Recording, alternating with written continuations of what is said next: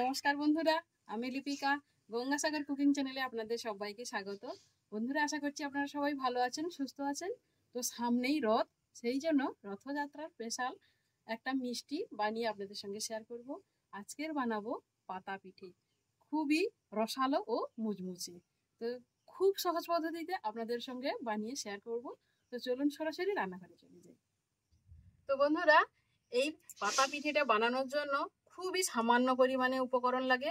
মাত্র 2-3টে জিনিস হলেই কিন্তু এই পাতা পিঠে রেসিপিটা হয়ে যাবে। তো বন্ধুরা, পাতা পিঠেটা বানানোর জন্য প্রথমে ময়দাটাকে মেখে নিতে হবে। তো চলুন ময়দাটাকে মেখে নিই।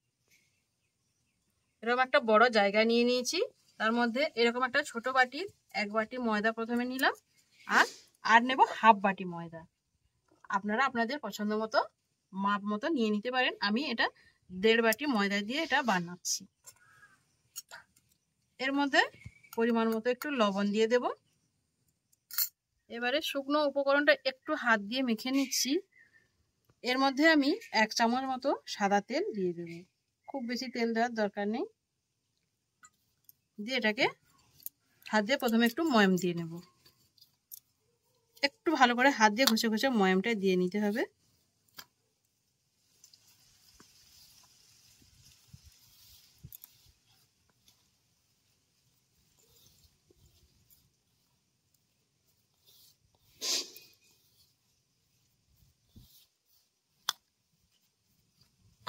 ময়ামটা দিয়ে নিয়েছি।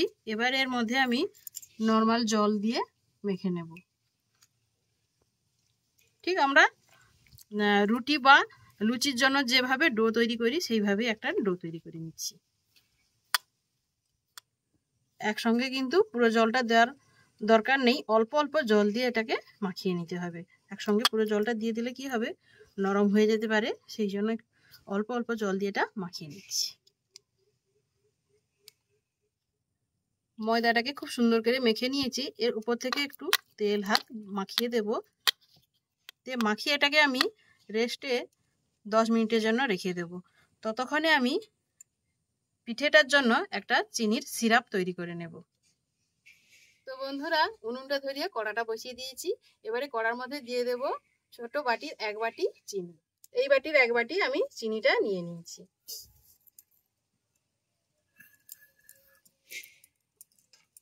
ওই বাটির মাপ করে নিয়ে নেব 1 বাটি জল।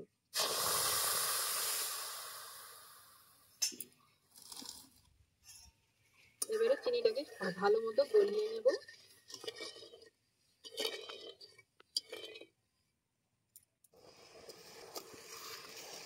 চিনির রসটা কিন্তু অনেকটাই গলে গেছে এবং সুন্দরভাবে তৈরি হয়ে গেছে। এই রসটা একটু সুন্দর ফ্লেভার আসার জন্য 4টে এলাচকে আমি ফাটিয়ে দিয়ে দিচ্ছি। এটাকে আমি আর একটু ঘন করে নেব।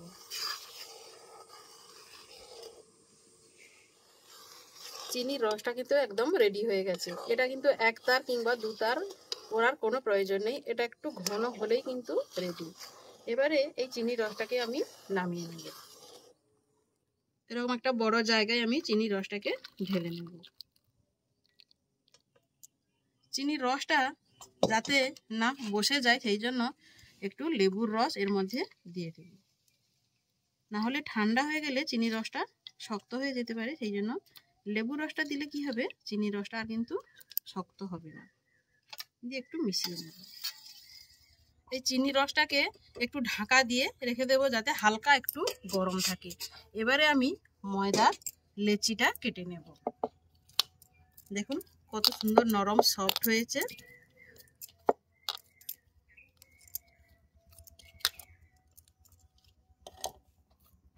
হাত দিয়ে আরেকটু মেখে নেব, নিয়ে এ থেকে একটু লেচি কেটে নেব।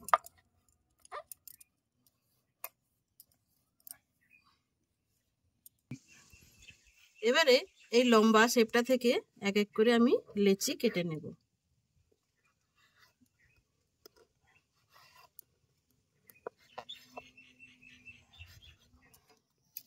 এবারে সবকটা লেচি রেখে দিয়েছি, একটা লেচিকে আমি খুব সুন্দর করে বেলে নেব।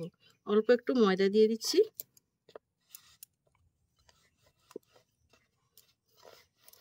দিয়ে যতটা সম্ভব পাতলা করা যায় এটাকে বেলে নেব।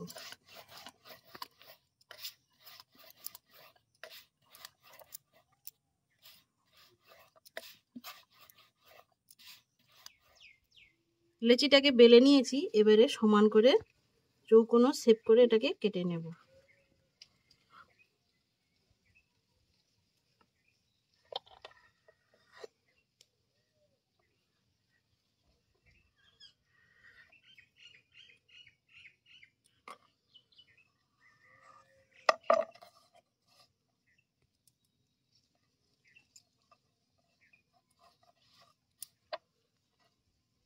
এবারে সরু সরু করে এটাকে কেটে নিতে হবে।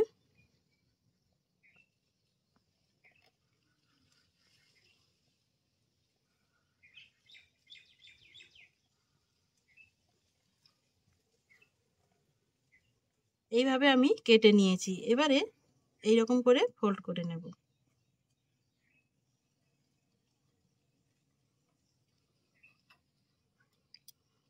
দিয়ে হাত দিয়ে দুদিকে এইভাবে চেপে দেব।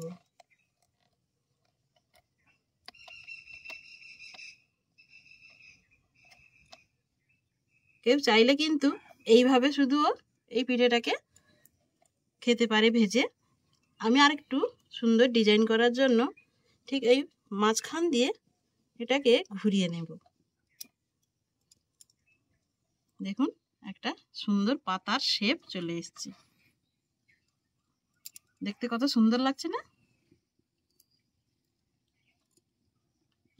তো দেখুন একটা পাতা পিঠে কিন্তু আমার রেডি হয়ে গেছে। ঠিক এই প্রসেসেই আমি সবগুলোকে রেডি করে নেব। দেখুন আর একটা বানিয়েও দেখাচ্ছি। এইভাবে একইভাবে আমি এই লেচিটাকেও বেলে নিচ্ছি।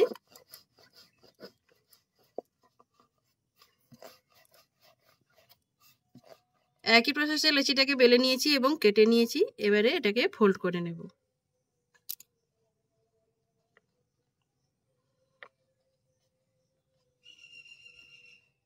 খুবই সহজ, একবার যদি আপনারা এইভাবে ভালো করে দেখেন তাহলে সবাই কিন্তু অনায়াসে বানিয়ে নিতে পারবেন। তারপর দুদিকে এটা চেপে দিতে হবে, তারপর মাঝখান দিয়ে এইভাবে ঘুরিয়ে নিলেই কিন্তু পিঠেটা একদম রেডি। দেখুন কত সহজে রেডি হয়ে গেল পাতা পিঠে। শেপটা কত সুন্দর দেখতে লাগছে না? এইভাবে আমি সবগুলো বানিয়ে নিচ্ছি। দেখুন সবগুলো পাতা পিঠে কিন্তু একদম রেডি হয়ে গেছে। আমি আবারও উনুনটা ধরে একটা কড়া বসিয়ে দিয়েছি। কড়াটা কিন্তু তেতে গেছে। পিঠেগুলো ভেজে নেওয়ার জন্য এর মধ্যে দিয়ে দেব সাদা তেল। বন্ধুরা এই পিঠেটা এত সহজ বানানো, শুধুমাত্র ময়দা আর চিনি বা তেল থাকলেই কিন্তু এই পিঠেটা রেডি হয়ে যাবে। খুব সহজ, খুব তাড়াতাড়ি হয়ে যায় এবং খুবই কম উপকরণ দিয়ে, এবং খেতে খুবই সুস্বাদু। একবার এইভাবে বাড়িতে বানিয়ে খাবেন, দেখবেন বারে বারে সবাই কিন্তু অনুরোধ করছে বানিয়ে দেওয়ার জন্য। তো বন্ধুরা আশা করছি আজকের এই রেসিপিটা কিন্তু আপনাদের সবারই খুবই ভালো লাগবে। ভালো লাগলে একটা লাইক করবেন আর শেয়ার করে দেবেন। ইউটিউব থেকে দেখলে চ্যানেলটি সাবস্ক্রাইব করবেন, ফেসবুক থেকে দেখলে পেজটি ফলো করে আমার সঙ্গে থাকবেন। তেলটা গরম হয়ে গেছে, এবারে কিন্তু এগুলো ভেজে নেব। তেলটা গরম করে নিয়েছি, এবারে এক এক করে পাতা পিঠেগুলো ছেড়ে দেব। খুব কিন্তু বেশি গরম করলে হবে না, তাহলে বাইরে থেকে পুড়ে যাবে, ভেতরটা খুব ভালো মতো ভাজা হবে না। সেই জন্য একটু হালকা গরম রেখে এগুলোকে ভেজে নিতে হবে।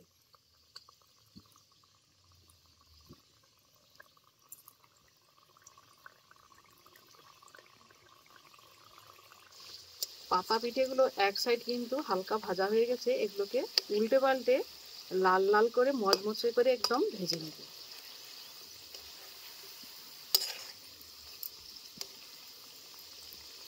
দেখুন পাতা পিঠেগুলো কত সুন্দর ভাজা হয়ে গেছে, খুবই ক্রিস্পি ভাবে কিন্তু এগুলোকে ভেজে নিতে হবে। এবারে খুব ভালো মতো তেলটাকে আমি ঝরিয়ে নিচ্ছি।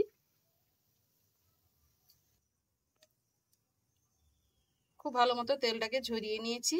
এবারে যে চিনির সিরাপটা তৈরি করে রেখেছিলাম ওর মধ্যে কিন্তু সঙ্গে সঙ্গে আমি ডুবিয়ে দেব। তবে ডুবিয়ে কিন্তু খুব বেশি সময় রাখা যাবে না, শুধু চিনির রসটা একটু ডুবিয়ে নিয়ে 1 মিনিট মতো রেখে দেবো, তারপর তুলে নেব।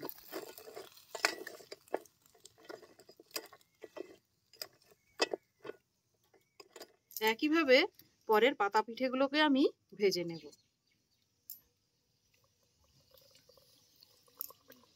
1 মিনিট মতো কিন্তু হয়ে গেছে। এগুলোকে আর বেশি সময় রসে ডুবিয়ে রাখলে কিন্তু নরম হয়ে যাবে, সেই জন্য এগুলোকে আমি তুলে নেব।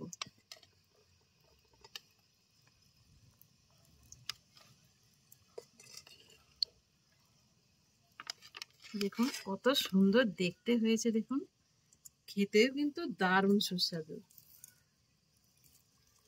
পরের পাতা পিঠেগুলোও কিন্তু খুব সুন্দর করে ভেজে নিয়েছি, এগুলোকেও তেল ঝরিয়ে তুলে নিচ্ছি। এই গরম অবস্থাতেই সরাসরি কিন্তু চিনি রসে দিয়ে দিতে হবে, তবেই কিন্তু চিনি রসটা এটা সুন্দরভাবে টেনে নেবে। 1 মিনিট মতো উল্টে পাল্টে আমি এটাকে ভিজিয়ে নেব চিনি রসে।